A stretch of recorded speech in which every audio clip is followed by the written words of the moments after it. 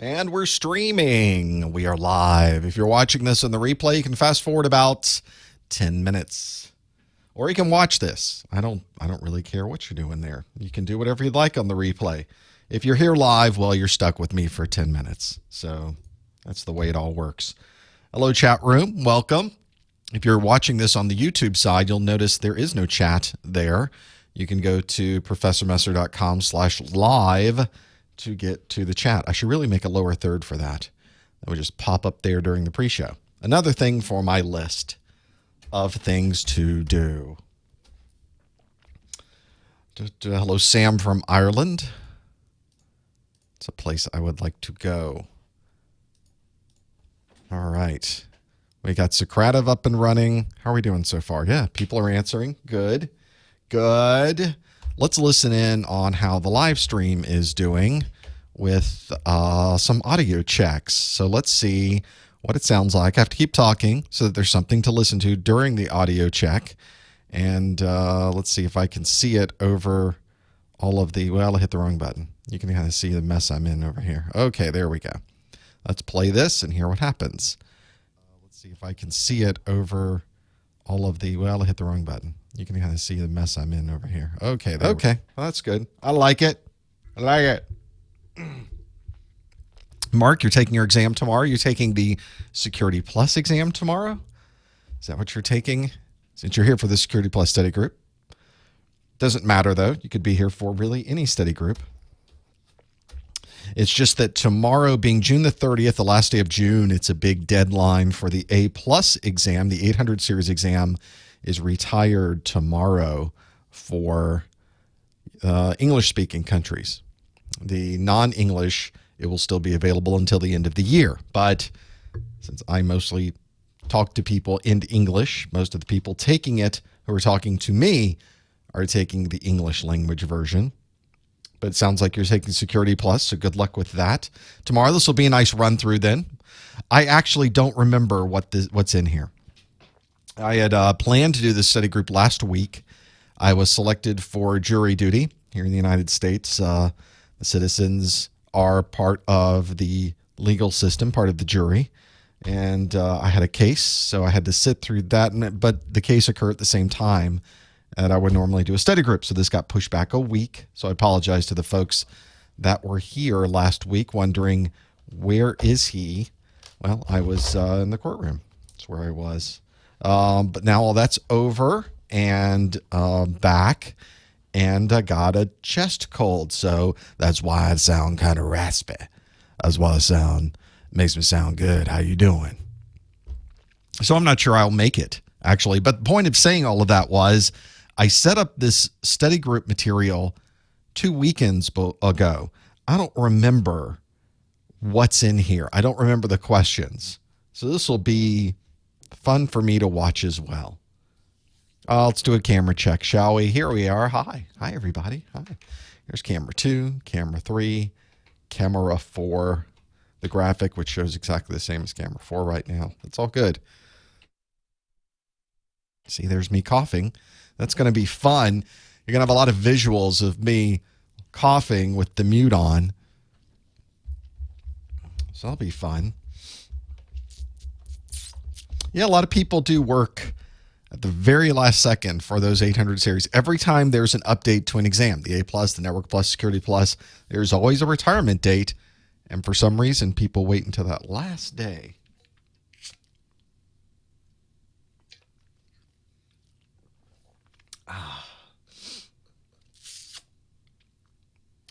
So now, how are we doing on time? We got 5.5 minutes until we begin.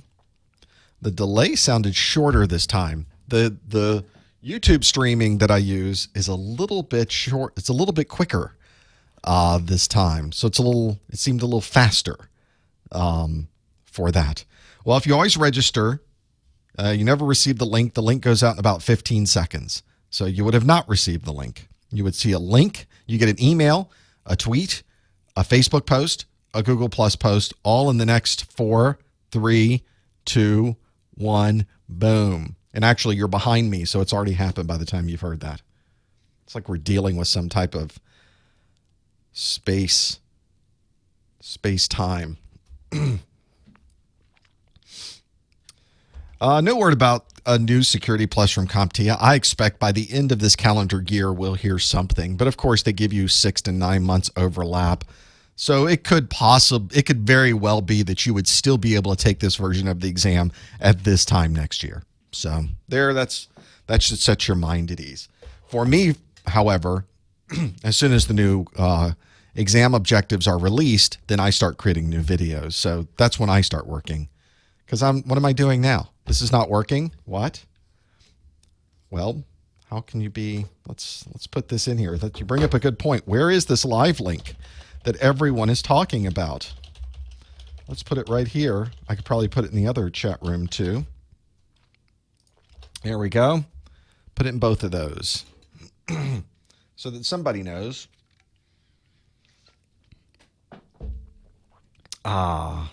Security Plus study group is starting.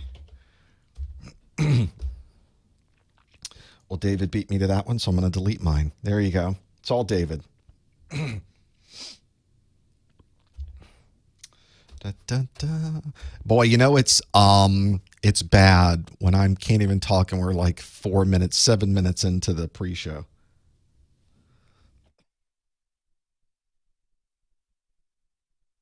It's not good. So it'll be fun. I considered delaying this at least a couple of days to see what happened, but by then it would be July. And how are you supposed to do a June study? You could actually do a June study group in July. There's no reason you couldn't. It just didn't seem to make sense.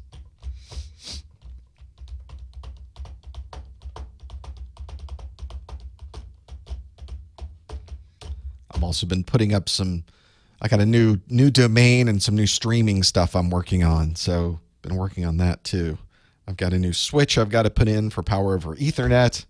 I need to build out a new subnet for that and route off to my existing subnet here in the studio. I've actually 2 different subnets in the studio, one for audio and one for everything else.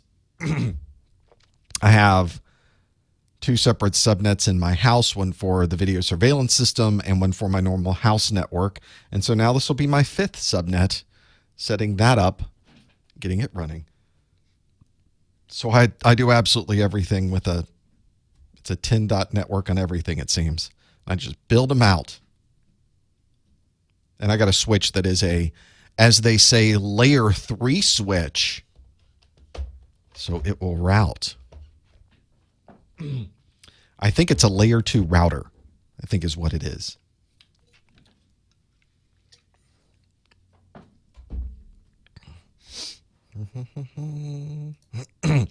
Well, if you're not getting the email when you register, please send me the email you registered with, and I will do some research and find out. A lot of people will take themselves off the list. Sometimes people will click there's a button in most people's email that says this is spam or this is annoying, and they don't realize I see that. It automatically removes them from the list on my side, and I get demerits from my email provider. People think that's the way you unsubscribe, but it isn't. It actually is a bad thing. There is an unsubscribe link at the bottom of every single one of my emails that I plainly state there. That's the best way to unsubscribe. And if you sent me information, if you sent me something and I didn't like it, then I probably unsubscribed you. That's not true. I almost never do that. That rarely occurs. Sometimes people will send me a message that just is, it's not so nice. They don't have anything constructive to provide me, which is a nice way of me saying that they really give it to me. And in those cases, it seems obvious that they no longer want to receive the emails. So I'm happy to remove those. Okay, did I make myself invisible? Yes, I did. It will catch up with itself momentarily. All right, everybody, let's do a study group, shall we? This will be fun. Am I recording? I am. There's the Cylons. So we are ready to go.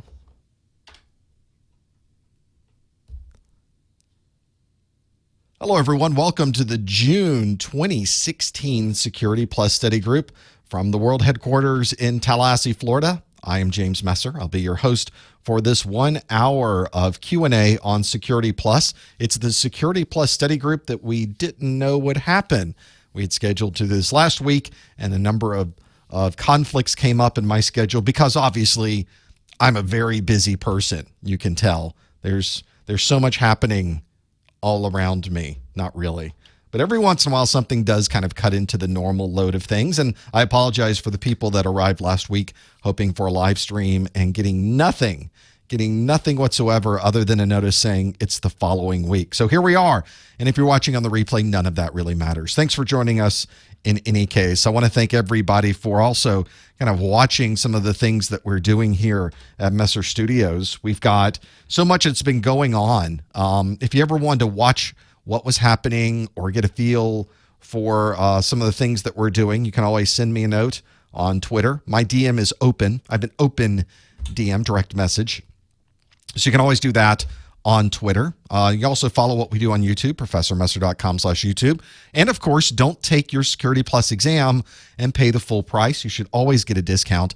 And my discounts can always be found at professormesser.com/vouchers. As you can tell, I'm trying to get a cold as well. So we're going to see how long my voice holds out. We'll see. It'll be fine. It'll be great. I'm sure. We'll have to see. You can see also that if for the folks that need an offline version of my course, of course, all of my videos are available to watch for absolutely free on my website. Go to professormesser.com. You can watch every single Security Plus video, every minute of every video. That's the deal. It's all available for you to watch online. Some people like to have something offline, though. I get that. So I have an offline version of this that has all of my videos. I've got MP3 files in that of all the videos. My course notes are included with that. We'll talk about the course notes in a bit. And see, you can learn all about that at professormesser.com/getsecplus. Well, I have also a way that you will be answering questions that I ask of you today. So this is a great little system. If you've never done this before, you have to be here live. If you're watching this on the replay, don't even bother doing this. This won't work. But if you are here live, you can join us and answer questions by going to Socrative.com. And at Socrative.com, there's a student login button right at the top, and you can log in there. I don't think it asks you really for anything. It might ask you for your name. You can put anything in there you'd like.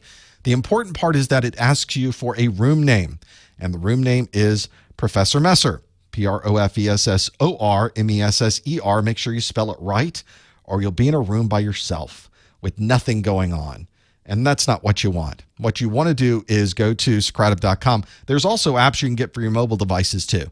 So if you've got an Android device, iOS, Windows Phone, I think they even have a extension that you can put into a Chrome browser, and you can also follow along with that as well. There is, if you do that, I'll show you. Here you go. You'll see a question like this one. How long have you been studying for your Security Plus certification?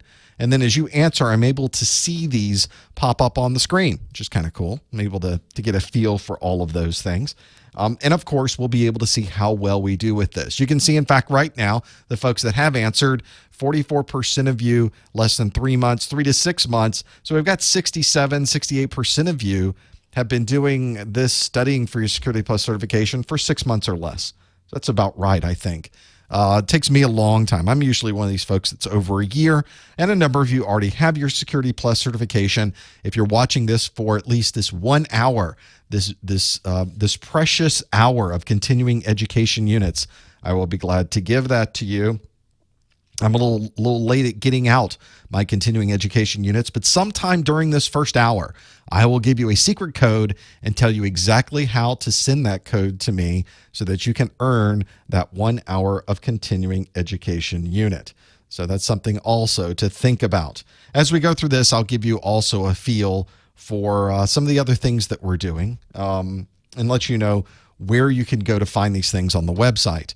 The Security Plus exam is currently the SY0401. As we talk here in June of 2016, that is the version of the Security Plus exam. It's been around since April of 2014. So I would expect probably in April, they usually a 3-year time frame, April of 2017, we'll probably see a new version come out. So we got a lot of time. There's even an overlap usually after that. So you very well could see that this time next year, you could still take this version of the Security Plus exam. So don't wait until the last minute. That's really a good thing to think about. It's a single exam. You don't have to take multiple exams for this. One exam, 90 minutes long, a maximum of 90 questions. You might get fewer than 90. Passing score is 750 out of this weird scale of 100 to 900, and we think every question's worth a different number of points, so there's no percentages you can get out of it. CompTIA intentionally makes it very difficult to understand the grading for some reason. But they intentionally do that. It's very clear that that's the objective here, is they don't want you to know how they score this thing. So don't worry about the scoring. Worry about knowing the content. If you know the content, the scoring means nothing. You will get all of these questions right, and you'll pass your exam. This is a multiple choice exam. You might also get performance-based questions. We can talk later about what performance-based questions might be. Now, I put together this, you can tell my voice is already going. I put together this entire presentation with all these questions almost 2 weeks ago. So I don't even know when this sort of what these questions are until we get to them. But let's begin. Let's just jump right into it. How hard can it be, right? Let's answer this one. For example, here's a question that says, in which of these would you be most likely to use M of N controls? M of N. It's a very common way to describe what this thing happens to be. And in this case, I've given you a number of options. So if you aren't quite certain what M of N is, maybe you can get rid of the things that you know it couldn't be, the process of elimination. Those answers might be wireless authentication. It might be firewall configuration. Could be web application firewall rules. It might be application hardening, or it might be key recovery. One of these things is the one where you would be most likely to use M of N controls. Maybe you think you know the answer. If you do, don't answer in the chat room.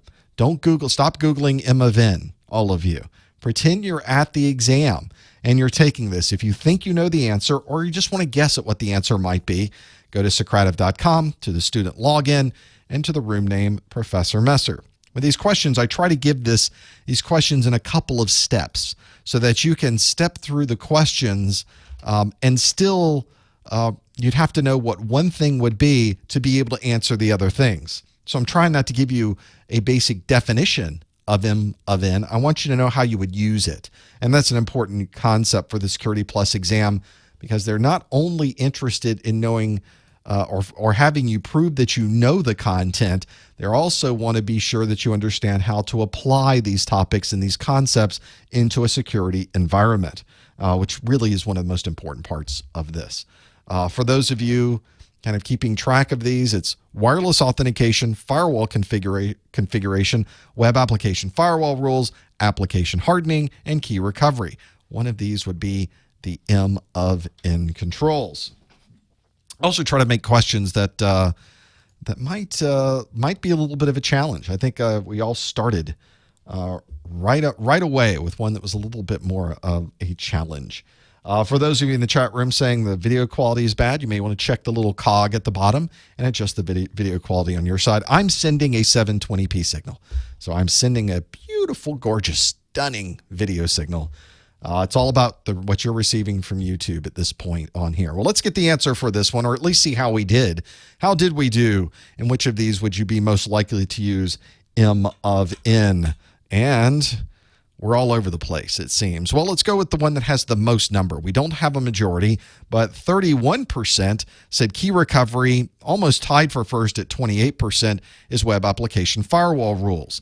I think we could maybe even tie, or even a three-way for second place is application hardening, firewall configuration, and wireless authentication. So the answer here, it's definitely we don't know. None of us seems to know the answer to this one. So let's find out about M of N and what this referred to. M of N is really referring to key recovery. And key recovery is an important thing. Imagine in a large environment, you have many people in this organization, and you have documents that are very important. So an individual might be encrypting these documents. Well, if that person was to leave the organization or is unexpectedly no longer part of the organization, all of their documents are encrypted. But you might not want to make it so that one person could simply decrypt everything. We may want to have it sort of like firing off a missile, where you have to have two people with two keys, put it at the same time in turn. Same idea with decrypting this. You can split up the decryption key and give it to multiple people and say if three of these people out of the 5 agree, those 3 people can decrypt that information. It's amazing what you're able to do with this cryptography, isn't it? The M of N allows you to do that so that you can set up a security policy that doesn't give any one person access to everything. It really requires that multiple people participate to be able to do that. And yes, M of N is in the Security Plus exam objectives. Whenever there's a question and nobody seems to know this one, they always ask, is this part of the exam? This is absolutely part of the exam. And that's why I put it in here. Everything that's in my videos really goes very closely to the Security Plus exam objectives. I try to make them very, very specific to those objectives so that I'm not giving you more information than you need, and I'm not giving you less information than you need. It's really exactly the information that you need. This capability for key recovery, although an M of N is something you don't see across the board, there are a number of key recovery options built into some methods that we use for encryption. For example, Microsoft's Windows Server, the ability to have a decryption key or a master decryption key enabled, or at least get access to the decryption key. The M of N is referring to a variable, sort of like algebra. I need a certain number of a total. The M of N is what that is talking about. It doesn't stand for anything. It's not like the message of something else. I can't come up with an N, but you know what I'm saying. M of N, the message of the North, the message of, I'm trying to think of a cryptography word. The idea, though, is that it would be a certain number of people of the total. That's what the M of N is referring to. And so if you are doing any type of PKI in your environment, the private key infrastructure is what that stands for. If you are setting up an encryption mechanism for everyone in your organization to use, you have to really think about all of these different configurations and scenarios. You want to have a way that people can easily encrypt information. You want to have a way that people can easily decrypt information. And you need to have a way so that everybody can really work through these pieces. Yes, they're variables. That's M of N. It's a certain number of a total. And hopefully, if we look at the people that answered this, if you are one of the 31% that did say key recovery, you got that one absolutely right. M of N controls would not be used in wireless authentication. They would not be used in firewall configurations, web application firewall rules, or application hardening. That is absolutely related to key recovery, and you need to at least have that, be able to work through those.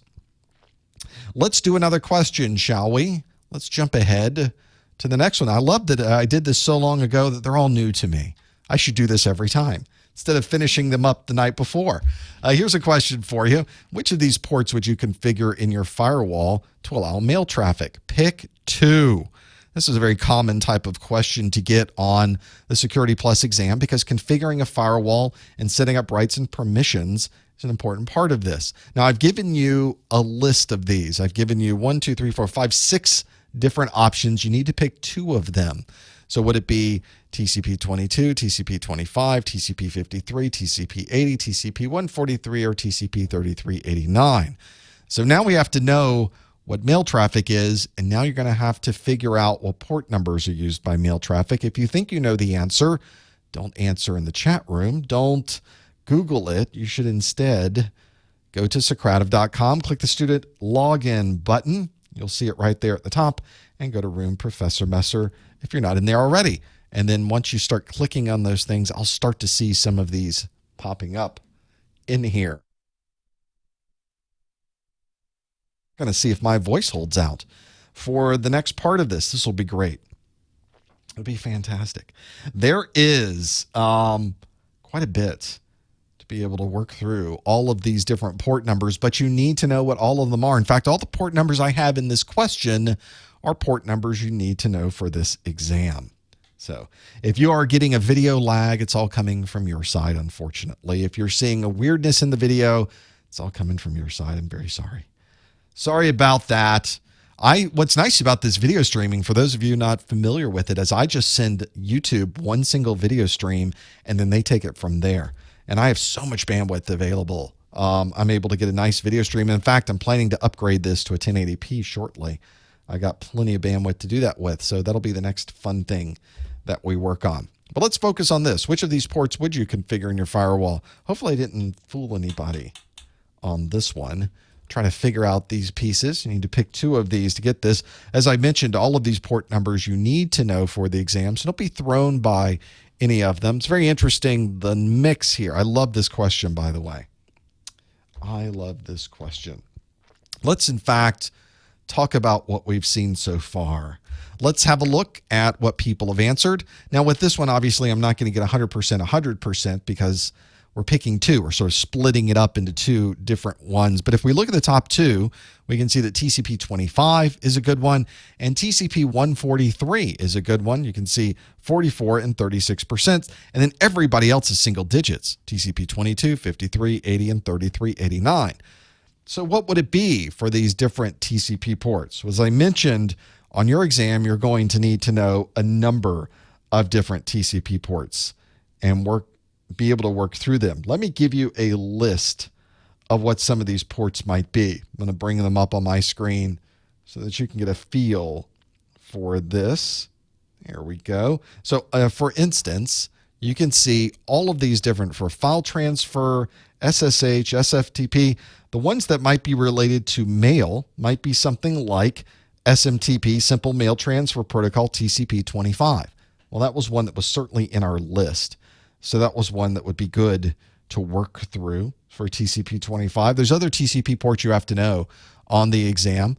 So TCP 110 is Post Office Protocol version 3, but you'll notice TCP 110 was not in the list of the port numbers that I made available to you. And in fact, you can see that IMAP is another one that was in the list, though. The Internet Message Access Protocol 143 is certainly an email protocol. So for those of you that really did work through these pieces, really get them going, well, here you go. There it is. You can see that the TCP 25, certainly one that would be a mail protocol. TCP 143 would also be the IMAP protocol as well. And you can see that these others, TCP 22, 53, 80, and 3389 that you'd use for something like SSH or DNS or web traffic or remote desktop traffic, would not really be any of those. You want to focus on the mail ones, which means most of us got this one absolutely right. Well done with this for TCP 25 and TCP 143. You security folks, you know what your port numbers are. Well done. Well done. Well done. Let's do another one. Since we're on a roll and my voice is holding out, I've got another question for you. Which of these would be a result of using PFS? Let's see if I click it, you'll be able to answer on it. There you go. You'll be able to see something show up. Which of these would be the result of using PFS? Would it be high-speed file hashing? Would it be that it prevents SSL decryption? Would it be that it blocks TCP sessions? Or it identifies attacks in a traffic flow? One of these would be the result, probably the best result, of using PFS. So we'll have to see which ones this happens to be. PFS is certainly something you need to be aware of, especially on the security side. So all of these answers, of course, are security related, but which one is this really associated with? If you think you know, go to Socrative.com to the student login and go to the professor mess room. Someone on the chat was saying, it says waiting for the teacher to start activity, which means you're not in the right room. Make sure you go into the right room. You want to leave that room. Make sure you type in the room name correctly, PROFESSOR. MESSER. And thanks, chat room, for typing in the name so that people can easily cut and paste, which really makes sense. That would be good. Be able to work through that and those things. This is one where if you are working in a security role, these are the types of things you'll run into. And of course, the Network Plus certification, I will often say that there's tons of acronyms you need to know. The Security Plus exam has its own set. In fact, the security world kind of has its own way of doing things. And that's why I want to give you a lot of these abbreviations, because they come up all the time whenever you're having a conversation with somebody on a security type environment. It's a security project, and they're talking about PFS and how it relates to this thing. In fact, I'm going to take a peek and see if you folks know this. None of you know this one either. This is a good question, I think, for using PFS. Being able to work through it. Let's see how we did. See how we did with this one. If we click how do we do, well, we can go with almost a majority said identifies attacks in a traffic flow. 45% of you said that. And then maybe a tie for second between high-speed file hashing and prevents SSL decryption. And then 13% of you said that it blocks TCP sessions. So what is it really? First, let's talk about what is PFS. PFS is, as Bob says in the chat room, what the heck is PFS? It's perfect forward secrecy. That is exactly what it should be. In traditional, we call SSL, which is really TLS encryption, as we've talked about before in the videos. This is the encryption that's done in your web browser. You get the little green key, and you're able to send information from your browser to the server using encryption so that nobody in between can see what's going on. And even if they were able to gather these packets together, they would not be able to decrypt this information. However, this traditional method of performing this TLS communication usually relies on a private key that is contained on the web server. And what's interesting about that is that private key is used to be able to decrypt this information when it gets to the web server. The important part of this is that if you have that private key and you're able to go all the way back to the beginning of this conversation, you can decrypt the entire conversation because you for some reason have access to that private key. That's why if you're setting up a web server and you're setting up encryption on that web server, people will very often tell you, make sure you're very careful about that private key, that nobody else has access to it, because then everybody can decrypt all these communications that you've worked so hard to encrypt to begin with. Well, obviously, that's not a great thing. Maybe we want to have a conversation on our web server that does not allow someone to perform that type of decryption. And one good way to do this is to simply change the key every time you have a conversation. And a very common way to do this is by using PFS. So instead of using that private key on the web server, we simply will create a new key. There's a number of different ways to create that new key. Elliptic curve, Diffie-Hellman ephemeral. The ephemeral obviously means it'll be a temporary key used just for that session, be able to send that information back and forth. So you can't use that private key on the server because it was a completely different brand new key that was used during that encryption session. So if you notice that in many environments, people have proxies, they will use an offloaded SSL decryption functionality to be able to look inside of these conversations to see what's going on. But if you're communicating to a site that is configured to use PFS, then people will not be able to decrypt this information. This obviously means your web server is going to need a little bit more computing power. It's got to create a brand new key for every session. It's got to keep all these keys separated, so it's going to use a few more resources for those pieces. And the browser that you're using also has to support PFS. These days, most browsers do. That's not even an issue. If you're using even a slightly modern browser, it's going to be able to understand this PFS piece and being able to work through it. So that's why whenever we talk about using PFS, that it's not going to be someone identifying attacks in a traffic flow. It's not going to be doing high-speed file hashing. It's not going to be blocking TCP sessions. If you're using PFS, the result is going to be that it will prevent SSL decryption. So if you answered B, the 27% of you got that one absolutely right. Well done. There's so much information to know on the Security Plus exam. The PFS, just part of it. We've already had a couple of questions come by already today that were extensive with the information. And that's why one of the things that I've done is take all of the information that's in every single one of my videos. And when I say all of the information, I mean everything that's in my videos. I've taken all of those and crunched them down into a single quick reference document. This is my course notes. It's something that's not designed to replace a book. It's something that's really designed to replace notes that you may have made yourself while watching the videos. Or if you couldn't watch all of the videos, you still wanted a breakdown of those to be able to use it while you're studying for your exam. This is a great way to do it. These course notes have so much in them. This is a set of the course notes right here. It's a PDF file. As soon as you purchase it, it's available for download immediately. It's an open PDF, so you can print this out if you'd like. You can copy it to all of your devices as long as you're the only one using it. You're licensed properly to be able to take advantage of that. Here's all the port numbers, for example, that are in there. There's the OSI model and the networking piece of that, some encryption for wireless and wireless security. It's all in here in all of these course notes. This is one where it's also includes, and I mean everything, it's 36 pages long. This is a very long set of course notes because the Security Plus exam is very different than the A Plus or the Network Plus. There's a lot of policy, there's a lot of procedure, there's a lot of new topics.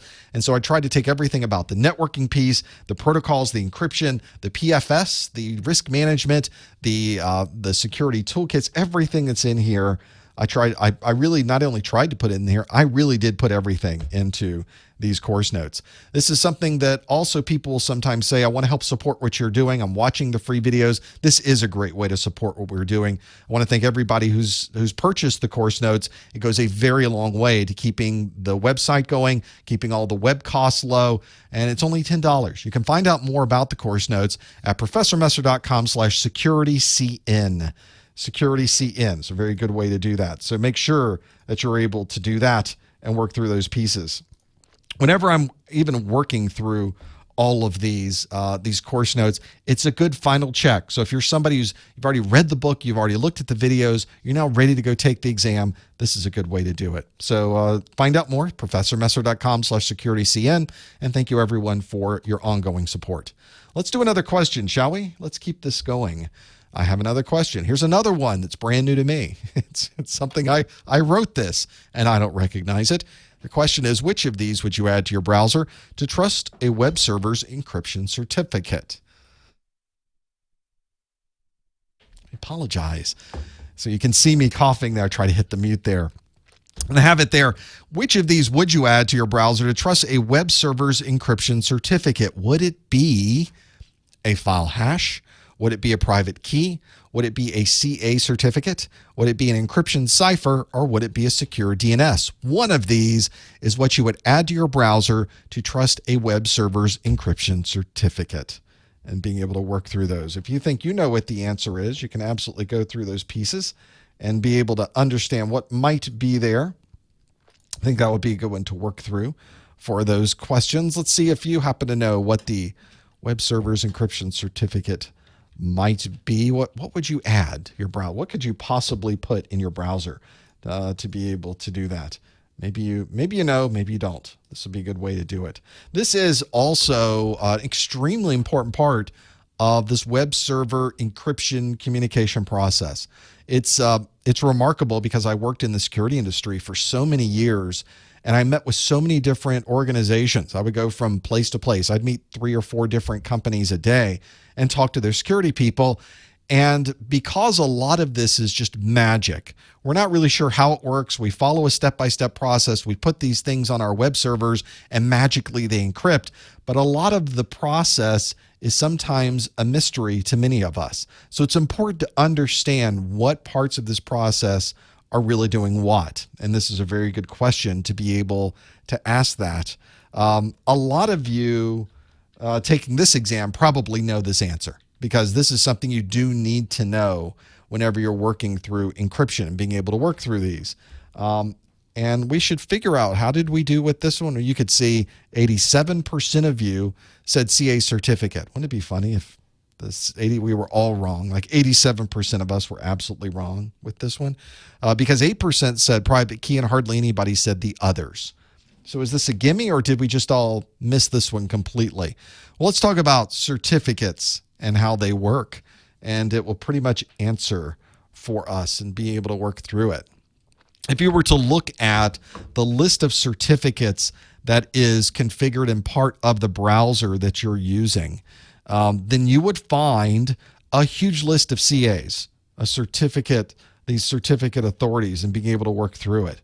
It is one where it's an important part of what we're doing. If you needed a certificate for your server to be able to perform encryption, you could make one yourself.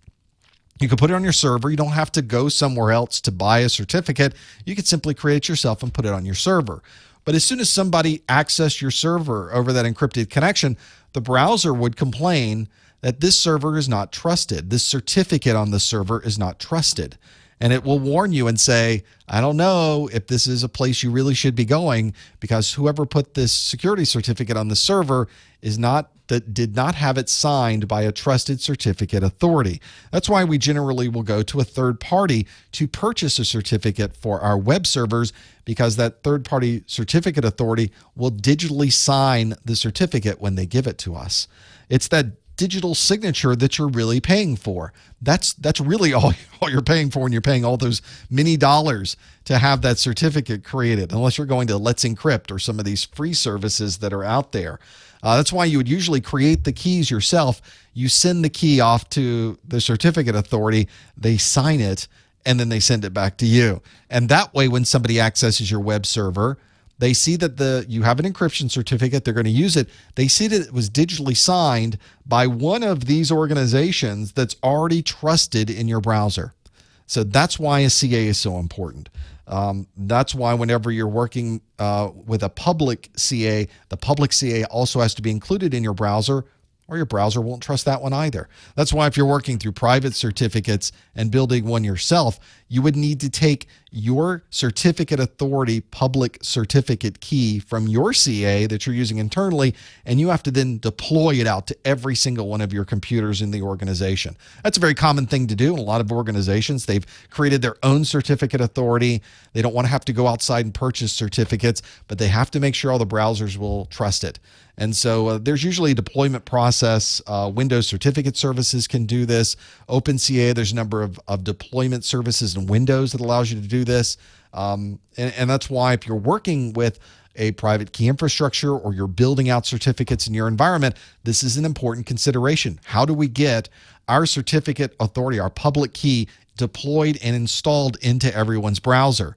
And it has to be a browser they're going to use for this. Can you imagine setting this up and working through this, having all of these? It's a little crazy being able to work through those. And you're right, in the chat room, folks are mentioning some antivirus programs will put their own certificate into this list of keys so that the antivirus program can start to do its own decryption of these pieces. And it's up to you whether you want to trust that antivirus program to be able to perform that decryption or not. Very, very interesting there. So the question is, how reliable are these certificates? And as you can tell, if you're able to get a certificate from a CA fraudulently, you're effectively trusted. That's all it really takes. If you can get the CA to sign your cert, then your web server will be trusted by whoever hits it.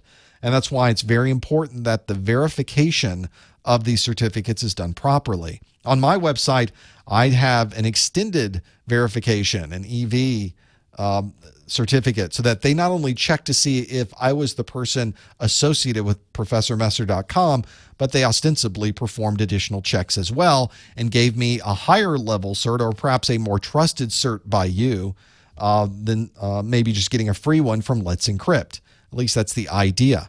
The trust, this is all about trust. And if you find that a certificate authority is not signing properly or not doing the proper checks, the whole thing falls apart. That's why it's very important these certificate authorities are able to perform that and be able to work through any of these trust issues. So let's see how we did with this. If you are, and we didn't fool anybody, 85% of you got CA certificate, absolutely right. If you chose C, that would be the thing that you would add to your browser so that you could trust a web server's encryption certificate. Let's do another question, shall we? Let's keep this moving. Which of these would be common to embedded firmware updates? Embedded firmware updates, that's something you do need to know from a security perspective. You think you know the answer, don't answer in the chat room. You should absolutely go through and be able to figure out what this answer might be. I've given you some options though. Which of these would be common to embedded firmware updates? Would it be that update schedules occur frequently? Would it be that the updates are automated? Would it be that the updates may require a hardware replacement, or would it be that updates can be slipstreamed? Which of these four things, only one of these is the right answer, would be common to embedded firmware updates? If you think you know the answer, don't answer in the chat room. Instead, go to Socrative.com to the student login and go to the room Professor Messer. You'll be able to answer this one as well. Whoops, I changed that around. Now we're back to the original question. Hopefully it's showing you the original question on there. I'm clicking the wrong things on my side. It's live streaming, people. That's the way it works. But I can see what your answers have been so far, and I think a lot of you are pretty on board with the security challenges associated with embedded firmware upgrades. I apologize that kind of cleared everything out and made you type that in. So if you already answered, make sure you go back and answer this one again. Which of these would be common to embedded firmware updates? Plus, you kind of saw what the next question is going to be. Isn't that sneaky? How that all works?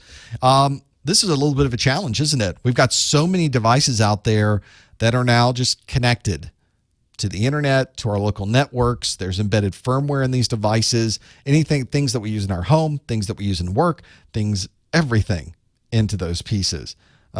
This really becomes a bit of a challenge when you're trying to figure out what would be the biggest thing that we need to worry about with these devices, with these embedded firmware devices. So let's see how we did. Let's see how we work through this one. Let's go back and see how we did. Well, we're sort of got an exact tie for first, in fact, and a tie for second. So one is that updates are automated, and another answer first is that updates may require a hardware replacement. For second place, we've got update schedule occurs frequently, and updates can be slipstreamed. So let's see how we're doing with this and being able to work through those. Yes, those are the people in the chat room that are wondering what the questions and answers are. You should be able to see this on the stream. I promise you, I will make sure you're able to see all of those. Let's talk about firmware and this embedded firmware into these devices. One of the challenges you have is that the people that make these devices are very often hardware people. They haven't really thought about the software piece so much. And in fact, it can be very, very difficult, if not impossible, to update the firmware inside of these devices.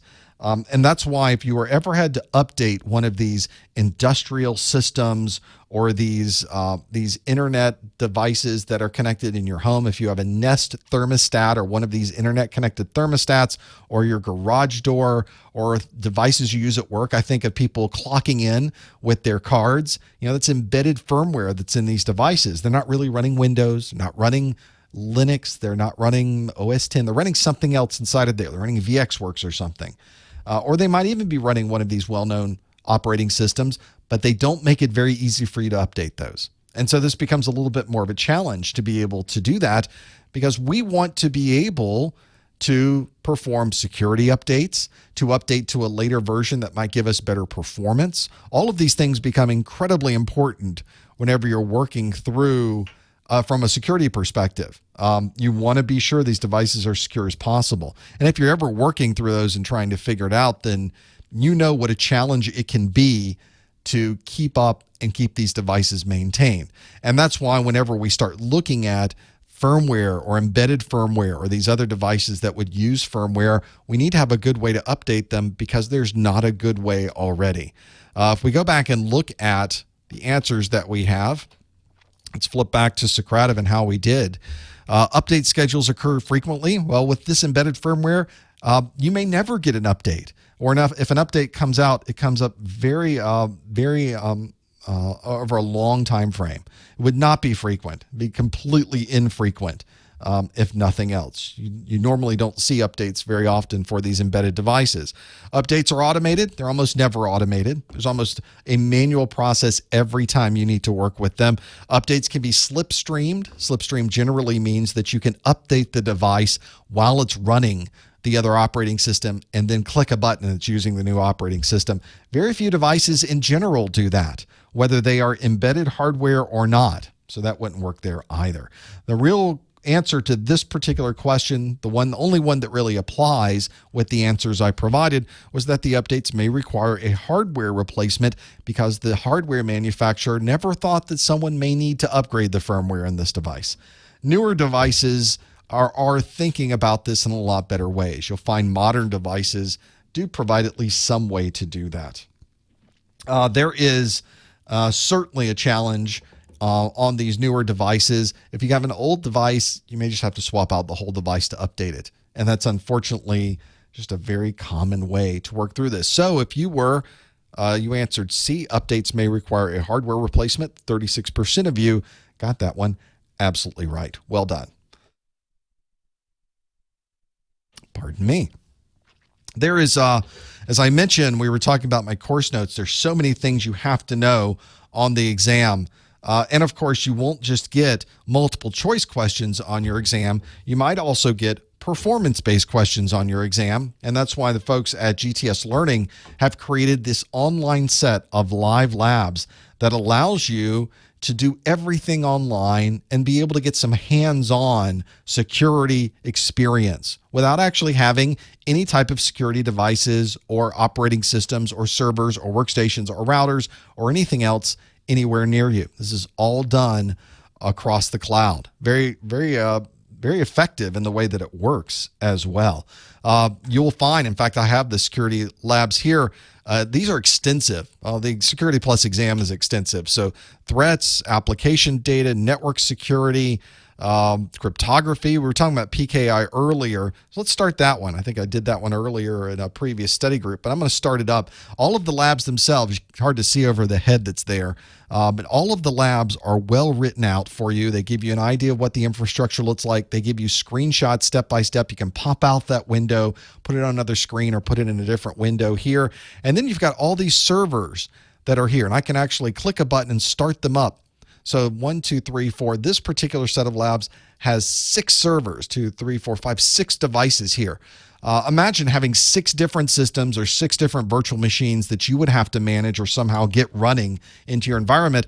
And we're doing all this in a browser. I don't need additional software. I don't have to load up any remote control information. It's all using HTML5. Very, very effective in how it works. And this has domain controllers. This has Windows 8 devices, Windows 7 devices. So you kind of get a feel for how all of these different things operate across the different operating systems. And you can see it's a full-blown Windows environment. This is not an emulator. This is a cloud-based virtualization. So I'm able to go to a real Windows Server device running Active Directory. And if you're familiar with a Windows Server, this looks just like Windows Server because it is Windows Server.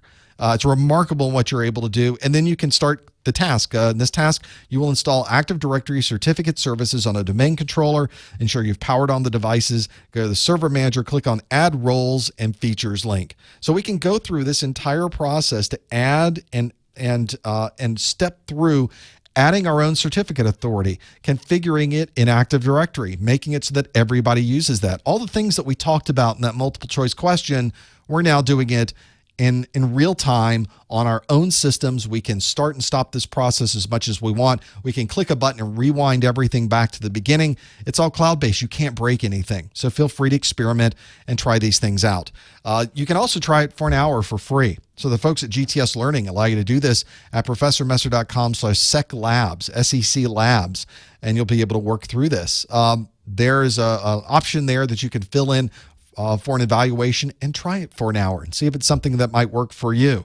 You'll notice there's a special price on here too for people that are coming from my link. If you were to visit the GTS Learning site directly, you'll see that it's more expensive. But by visiting my link, there are discounts associated with that. They also include a number of different Security Plus resources with this as well. That great GTS Learning book for Security Plus, some Q&A is also included in here. Everything is on this link. I want to thank the folks at GTS Learning for their ongoing support, and maybe it's something you can use. Make sure you check the link, professormesser.com/seclabs, SECLABS. Well, let's keep this going. I've got a few more questions here that we're able to step through, so why don't we do that? I've got a few more of these working through here. The question now becomes one about authentication. We'll shift gears a little bit anyway. And I need to change my question over on this side. Some of you already saw this question, didn't you? So here's the question. Which of these authentication factors would be considered something you know? Something you know. Maybe some of you happen to know something you know. So we could see on this, what the options might be. Would it be a fingerprint, a smart card, GPS coordinates, a pattern, or signature? One of these would be considered something you know. Now, this is an important term. When I say something you know, I don't mean this casually. Something you know is a very specific term when you're dealing with network security. So hopefully you know what I'm referring to when I mention something you know. So maybe you happen to know what the answer is for this one. If you think you know something you know, then go to Socrative.com to the Professor Messer Room, and you can answer this also on this link. Which of these authentication factors would be considered something you knew? So I think most of us would this is one you can kind of figure out, I think. If you step through the different options, well, we know it's not this, we know it's not this, we know it's not this, it's got to be one of these other things. I think most of you would be able to do that for this particular question. Fortunately, that's one of the topics, or at least it's a topic that sounds at least plain English, something you can follow. I think many of you know something you know in those pieces. I think a lot of you know something you know because I've seen the numbers. I get to peek at the numbers of something you know because now I know what you know about something you know. You know I had to go there. Let's see how we did with this one. How'd we do? Well, 75% of you said a pattern is something I know. How do we know something we know? It's a very good question. I don't know. You see that signature came in at 12% and the rest are single digits. Working through that one. Something we know. This is referring specifically to a form of authentication, a factor of authentication specifically. These multi-factor authentication mechanisms may require that you type in or provide a number of different methods to be able to identify or prove that you are who you are. So something you know can refer to a password. Password is certainly something we know. I've memorized a password. I know that. It's in my brain. I can remember what my password happens to be. Another good example of something we know, we often do this whenever we're getting money out of the automatic teller, would be something like a personal identification number. That's something we know. We've memorized it. Enter your PIN, and you'll be able to get the money out of the machine. And on our newer devices, we have something like a pattern, where we remember what a pattern might be on our screen, and that pattern is something we know, something we've memorized, and be able to present that pattern in the right format. And that's a very easy one because nobody else knows what that format is. So you would be able to draw the little diagram of the pattern and get access into that. You see that very commonly on Android operating systems, for example. One of the unlock features is to create a pattern, and that would be something that you know. All of these things that I mentioned on here are authentication factors, though. Something like a fingerprint is something you are, obviously, because that's a finger. That's part of your biometrics that you'd use. Smart card, something you have. So it's very nice to have a smart card available. It's something you can, usually it has your picture on it. It's not only used for your ID badge that you would use at work, but it also has the key inside of it for your encryption. Something that might identify you inside of that badge. A smart card is a very common way because you have to have the smart card. You have to have your username, your password, and the smart card. You slide it in, and obviously you've got the card with you. We've got a better chance of trusting that you are indeed you. GPS coordinates would be somewhere you are. That would obviously not be something you know. It's very common to see GPS coordinates used for multi-factor, especially when we know you would only be accessing certain servers from certain places or unlocking certain doors from certain places. Or it makes sense if you're somebody trying to log in and it's showing that you're logging in from China, except nobody in the company lives in China, well, then maybe some funny business is going on. And it can choose not to authenticate you based on that. Pattern, obviously something we know. And a signature, a very common way to prove something about who we are. Usually it's not something that's automated. Usually it's something we're confirming as a human being with a signature, but there are some automated ways to do that as well with those pieces.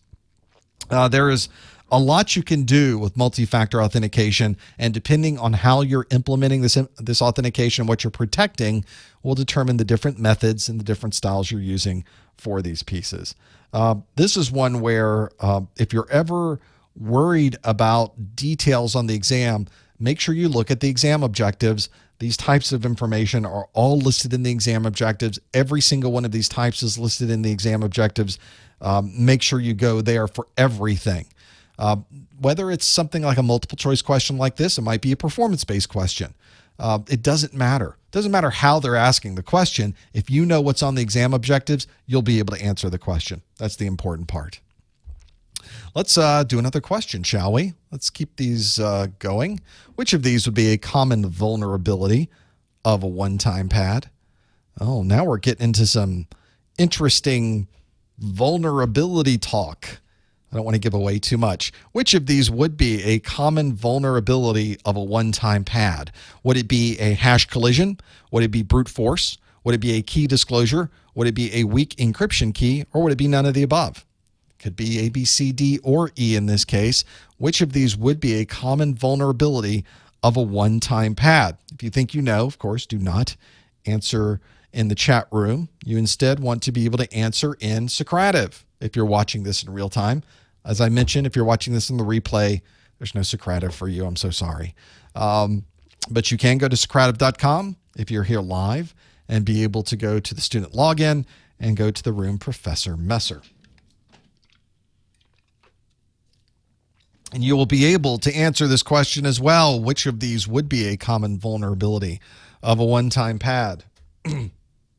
This is one where whenever you're working through vulnerabilities, being able to gain access to these encryption processes, this is one you definitely want to think about and how you would access this data. And you need to know all of these different encryption types, and it's important to know what the advantages and disadvantages might be of encryption types, such as a one-time pad. Be a good thing to think about. So let's see how we did. I see a number of you are holding off on this one. Like, now we got to, even Googling this one's going to be difficult because you have to figure it out and break through the different pieces. Well, I think we've got a number one here. 38% said none of the above, which is, I have to say, none of the above is one of my favorite answers, which is to say it's my least favorite answer. Key disclosure came in number two at 25%, and then kind of a tie for second between hash collision, brute force, or weak encryption key. So what is this one-time pad? This is a little bit of a challenge. So you get this encrypted message. It was encrypted with a one-time pad. Now what vulnerabilities are this susceptible to? What could I use to break this encryption for a one-time pad? This is a type of encryption that's been around for a very long time, since 1917. It was really built because we had teletypes and we wanted to encrypt the teletype breakout. A very common way to encrypt this. It was really the very first way that you were able to encrypt things, quote unquote, online, because this was an electronic form of communication. In this particular case, the term pad is very literally talking about a pad of paper, a one-time pad of information. It's extremely secure. And when I say on this page, it is unbreakable when used correctly, that's really true. If you perform a one-time pad encryption properly, you can't figure out what the encryption is. It's all over the place. There's no known vulnerability for a one-time pad. Here's what a one-time pad looks like if you're trying to figure out what in the world are you talking about. Let's say that you've got this going on. Let's get rid of my head so you can see things. So you've got every number. It's in the alphabet. And in fact, you could number them 0 through 25, for example, just to make it easy. And if you took the word hello and you took all the numbers associated with hello and put them on the screen, you can see there are numbers associated with them, but we want to add a key to this, the encryption key. And what we're going to do is make up a set of letters. We're just going to put them in a random set of letters here in this order, and then we're going to put these together. We're going to get all the numbers for hello, and then the numbers for the key, add them together, and there's our ciphertext. There's the encrypted data. 4, 16, 13, 21, 25. You could even take this and put it back into a number form based on the standard set that we know. In this case, we're using 0 through 25 for this, but you don't have to. Your A through Z could be using a completely different set of numbers. So you not only might have a different way of numbering the letters, you might also have a different key it would be almost impossible to reverse engineer. Not only almost impossible, it would be impossible. It is impossible to reverse engineer this. So that's why whenever we talk about this one-time pad being able to work through these, that's what we mean, that you can't reverse this out in any way. There's no way to figure out what the key is once you have the ciphertext. There's no way to brute force it because there's nothing to brute force against this. You'll never know when you are actually decrypting it because the key could be anything referring to any of these numbers. It's nearly impossible to be able to work through this. So that's why when you look at a hash collision, brute force, key disclosure, or weak encryption key, it's none of these. You can't do this is nothing to do with a hash, so hash collision won't apply. You can't perform a brute force attack against a one-time pad. There's no way to get the key from it. So there's no way to get a key disclosure. That wouldn't work either. Can't be a weak encryption key because the encryption key itself is just a bunch of letters that you're putting in order.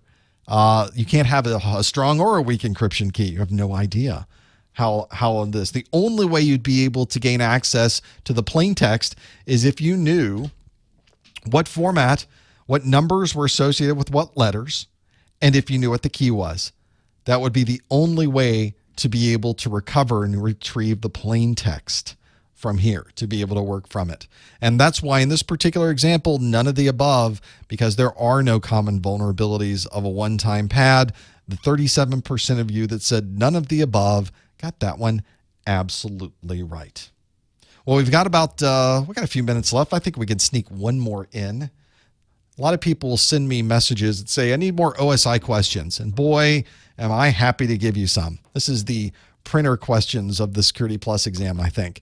At what OSI layer would you find SSL encryption? I figured since we were talking so much about encryption in today's study group that I would give you one specifically to encryption, being able to work through those and have those there. The options here for what OSI layer would be OSI layers 1, 2, 3, 4, 5, 6, or 7. It's got to be one of these, right? I've run out of OSI layers. I think that's one common way.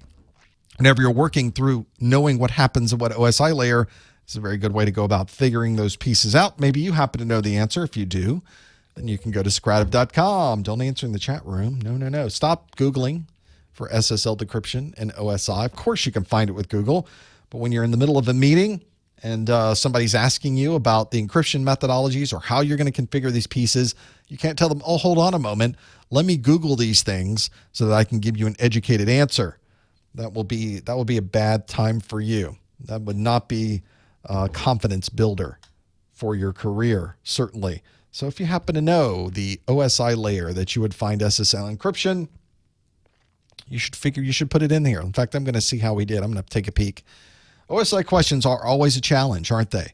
It's a structure, it's a method of thinking about networking that's not real.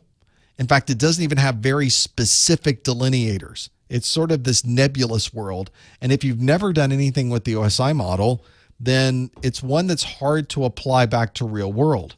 But it's incredibly important to know the OSI model because we use it all the time when we're communicating with other IT professionals. We're talking to networking people. We're talking to application people. We're talking to other security professionals, and they want to know at what layer does this function work at, because you need to configure your routers and your switches and your firewalls and all the other security devices in such a way that would allow or disallow that communication from occurring. I get emails all the time. People tell me, why are you teaching OSI? Nobody uses that. I got to wonder what world they're living in, because we use it all the time. And I mean all the time, multiple times a day. When I was working in the security world, everybody uses this. And that's why it's so important. Otherwise, why would we be talking about it? If nobody used it, it would not be on the exam objectives. Let's see how we did with this one. What OSI layer would you find SSL encryption? Well, nobody said layer 1. That's promising. And then we've sort of got a mixture all the way up from layers 2, 3, 4, 5, 6, and 7. We're all over the place on this one. It's a good way to close out a study group, isn't it? The OSI layer 1 is really our network signal layer.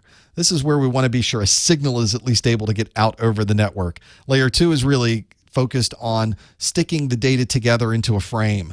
We usually will put a MAC address or a source or a destination MAC address. When we talk about switches, we're really talking about this layer layer 2. Layer 3 is an IP address layer. We talk about routers, really talking about forwarding information based on what a source or destination IP address might be.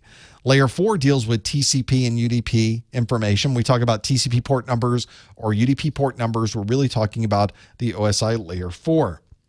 Layer 5 is setting up, and really 5, 6, and 7 work very closely together. OSI Layer 5 is talking about creating a connection between two devices. That's what it really focuses at that session layer, creating a session between me and another device.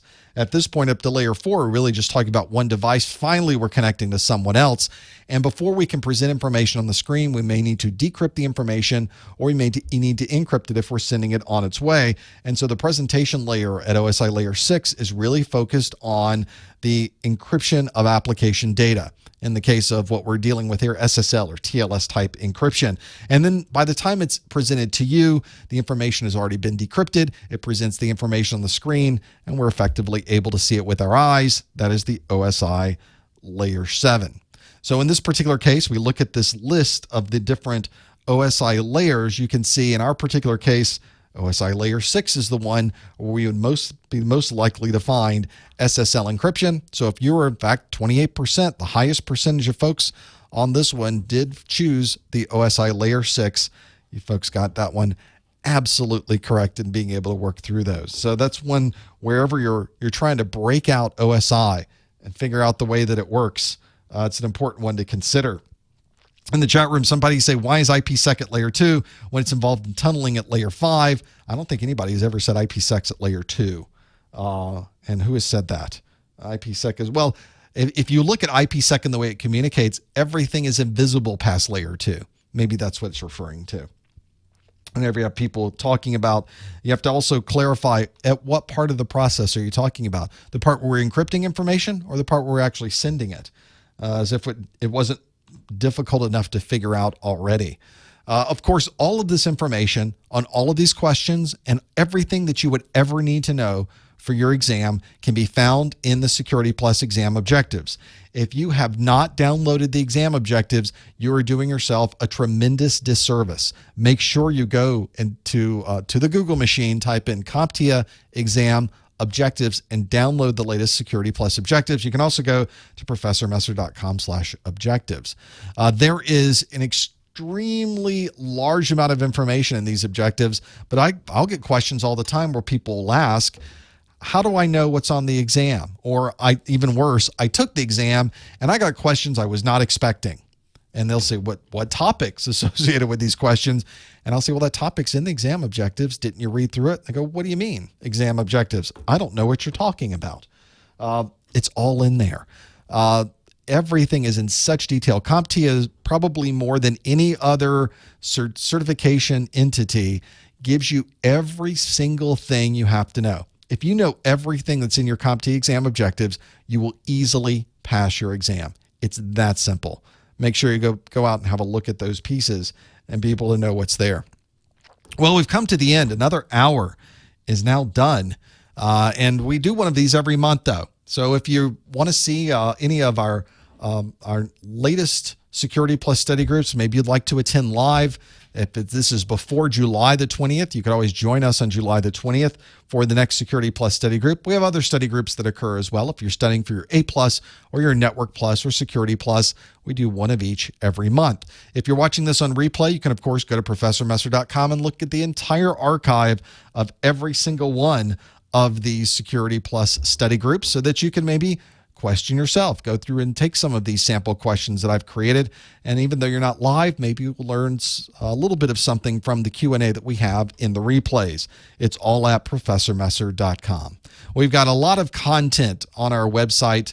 Make sure you take advantage of everything that's there. My course notes, if you're interested in learning more about that, at professormesser.com/securitycn. But of course, we're doing all kinds of things throughout the weeks and months. You can follow us on YouTube at professormesser.com/YouTube, Twitter at professormesser.com/Twitter. Just type in professormesser.com/Facebook/Instagram/Google+, whatever you'd like to find me on, and you'll be able to find me on that particular piece. Don't forget about your discounted vouchers at professormesser.com/vouchers. It's another good place to go. And my thanks again to GTS Learning. Don't forget your 1 hour of Security Plus Labs for absolutely free and the discounted pricing they have available at professormesser.com/seclabs. If you're someone who is watching these videos for continuing education units, one of the things that you would like to do is go to the top or the bottom of the Professor Messer website. There's a link there that says contact us, which is really contact me, and make sure you send me a note there with the code word of SSL encryption. And that way you'll be able to make sure that you get your 1 hour of continuing education unit credits. There is so much we're doing here all the time. We want to thank you for joining us for this Security Plus study group. If you're here live, you may want to stick around for the second half of this. We'll keep going until my throat gives out. And if you're watching this on the replay, we're done with the formal part of the study group. The after show will usually open up for open phone lines, and we'll take questions from the chat room as well. I want to thank everybody for joining us in the study group, and we'll see you next month. Thanks, everyone.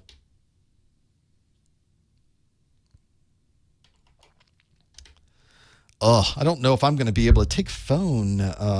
You don't send it to an email. The continuing education unit process, the process itself is part of the verification of receiving the CEUs. So I gave you very specific instructions on exactly how you can redeem that continuing education unit, and you should follow those instructions to the letter to be able to do that. I don't think I'm going to be able to open the phone lines up today, but I will take questions from the chat room. I apologize for that. My voice is just not going to work. I didn't think I'd be able to do this at all today. I'm very lucky that this has lasted as long as it has. But I'll be glad to answer questions from the chat room, give you a feel for some of the things we're working on here. My daughter's setting up a new website that is a streaming website. It's going to be a 24-hour bird streaming, a bird cam website that's coming along nicely. And I've, in fact, let's see if I can show it anyway. Can I? I don't think we've got the site completely up and running yet, but I've at least got some of I've got video I can show. Can I show this? I can show this. It's kind of, boy, this is the wrong, let me squeeze this out. I think I've got to change there we go. So one of the things that she's going to have is just a live stream of a bird feeder. It's just an idea of how could you build a 24/7 streaming content, and there's going to be stuff wrapped around this and other pieces of this. There's no birds here right now, so it's not really the greatest presentation of content, but it will be. There's tons of birds always. This is in my backyard, so there's tons of birds all the time. And this will be up and running. I'll certainly be on my website, and I'll tweet it out. So literally tweet it out so that other people can find the domain that we have set up for this. I think we got a pretty good domain for it, but nothing is built yet. In fact, this does have audio and video. Do I have the audio going? So eventually, here we go. Here's some running water. Those pieces. So eventually, it will be full HD. It is full HD, and we'll have you'll just be able to hit 24/7. Has night vision set up on it. There's all kinds of critters you'll be able to see running around in the backyard, I'm sure, when the night vision is on, because there's always always critters running around in here, because that's the way it works here in Florida. There's all kinds of stuff everywhere, it seems. So that's one of the things. To do this, we had to run an Ethernet connection all the way out to this other part of the yard. And I'm connecting it with it's all run over power over Ethernet, so I didn't need a separate power connection. That was the idea. But boy, putting the Ethernet cable in the ground was a bit of a challenge. Fortunately, I was able to do that before I started getting whatever this thing is I get that's in my chest. And then, but now I have to build out, as I mentioned before, the study group. I have to build out a separate subnet just for this. I need to get the system running and being able to work. It does have infrared built into it and an auto switching filter. So during the night, you'll have the night vision. There's no alligators in my area, fortunately. I have seen coyotes, unfortunately. But mostly it is smaller creatures like squirrels, flying squirrels, both squirrels and flying squirrels. There's a lot of raccoons around. There's always something, and plenty of different kinds of birds. So eventually, for those pieces. So there'll be plenty. No panthers in my area. Nearby there are bears, but none in my particular area. So that's pretty good. We'll see how the IR works. I'm able to change it out and filter it and do some other things with IR. So, and that's okay. I don't think you're going to see any birds at night anyway. The birds aren't going to be on the feeder at night, so it's not a big deal. You'll see probably past that into the yard. And I might put up some additional IR blasters in the yard so you can see everything around it and being able to work through it too. Whenever I start working with these different pieces, you kind of forget all the different pieces have to work together to get this thing going. So you've got the power over Ethernet, got an Ethernet cable going across the yard. You know, you got to get it into the studio somehow. I wish I could fit 10 questions into the study group. The question in the chat room, you know, let's get 10 questions for all the study groups. I wish I could. There's just and I actually have 10 questions in my pool. My goal is to have 10 questions that we go through, but physics get in the way. There's time motion. I have no way to manipulate the time so that in an hour's worth of time I could fit 10 questions in. And that's the goal, is to keep it to an hour. There's a number of good reasons why I could make it an hour and a half or longer than an hour and do more questions. There's a lot of also good reasons why I should keep it at 60 minutes. And currently we're keeping it at 60 minutes with those. Yeah, we do have owls here. We do have woodpeckers. We've got, we don't have any cuckoos around. We're looking at putting up another one for hummingbirds. Got plenty of hummingbirds. So what I'm hoping is that she's building out the website. I want her to not only have the experience of building that out, but also creating the content, putting it online, building a website that's self-sustainable so that you can have people buy things or have a revenue stream so that the website can keep going, because these things don't work for free. It's always a challenge to make that happen. We're not taking calls this week. In fact, we may be ending this shortly. But if people have questions, you're welcome to put them into the chat room at professormesser.com/chat. There is a live event, professormesser.com/live. There's a live event chat.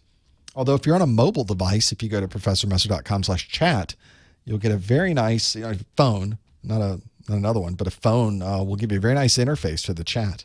Something I need to implement into the normal chat that's on the site that I'm playing with, I'm trying right now. So if you're somebody who likes to chat on my website, but you find that when you use it on your phone, it's almost unusable, go to professormesser.com/chat and you'll be able to get a real nice interface. It's actually usable and works great. It's what I use. It works fantastic when I travel. On those pieces, it's one where if I start looking through and trying to make changes to the website, that's one that's pretty important to me, is the chat piece, having all of those there. Well, in 60 minutes, we could do 10 questions, yes, except we can't, because we just did how many questions did we get through? We got through 8 questions, and we did an hour and 5 minutes. So we can't. I've tried. We can't get through.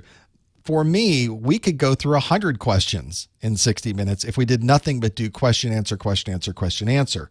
But one of the things I wanted to do with the study groups is to not only tell you what the answer is and what the answers were not, but explain why those are the right answers and explain why those are not the right answers. There's plenty of places to go for you to get just a dump of questions. There's plenty of books that have questions in them.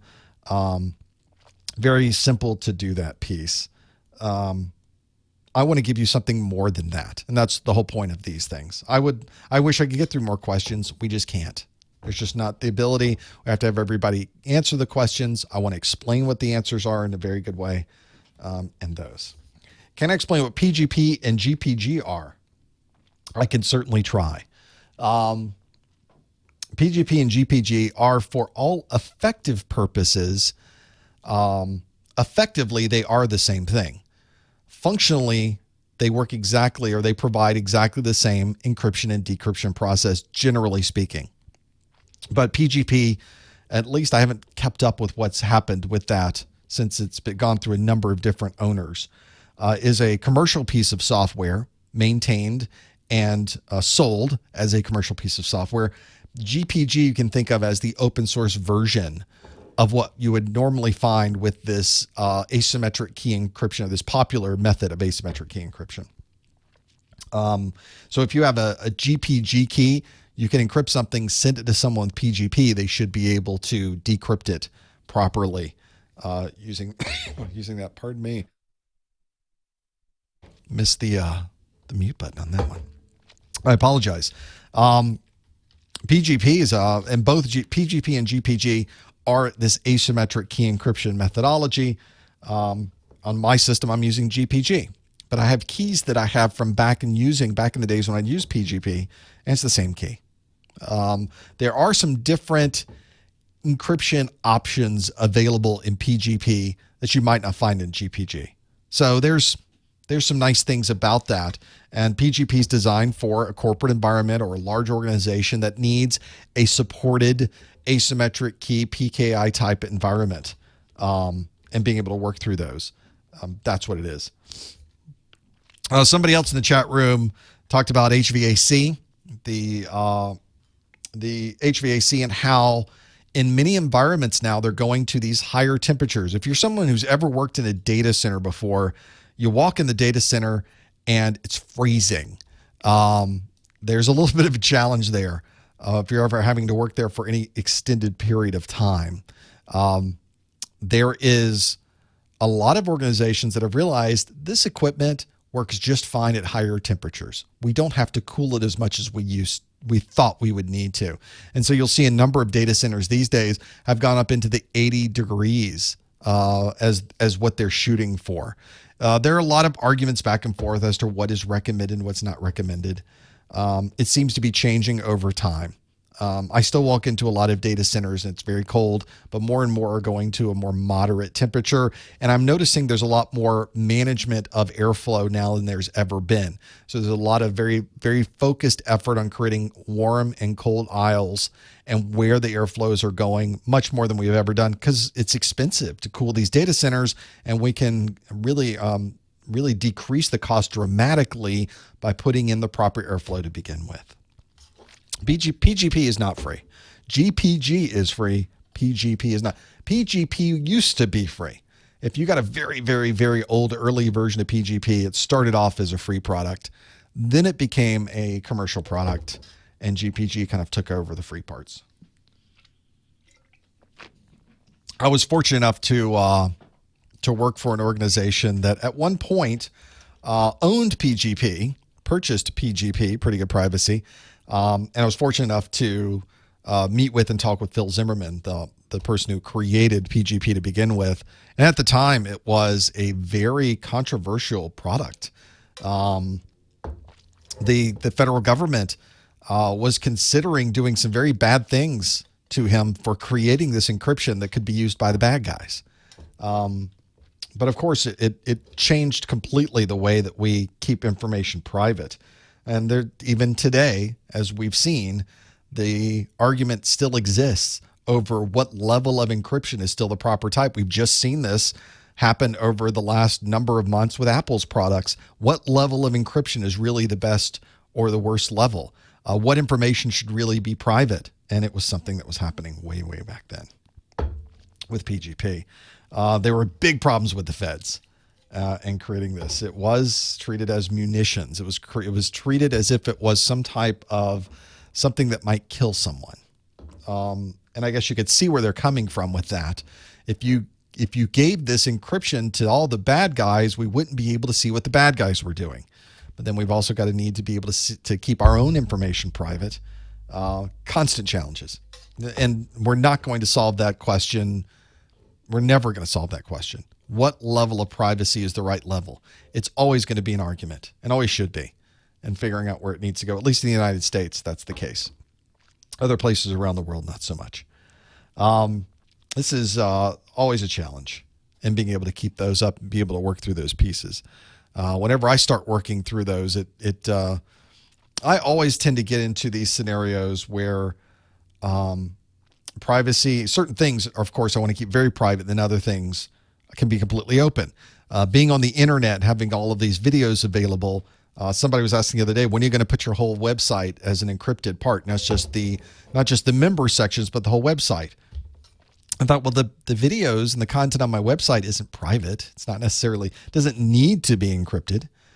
It could be encrypted. It doesn't need to be. And that's where you really run into these scenarios where what is the right amount? Because there's an overhead associated with this, obviously, and being able to do this. And that's where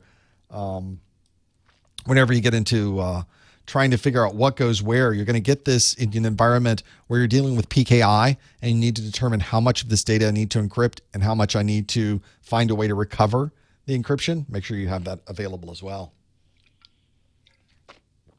You will have to think through those pieces and know all of those pieces and being able to work through those.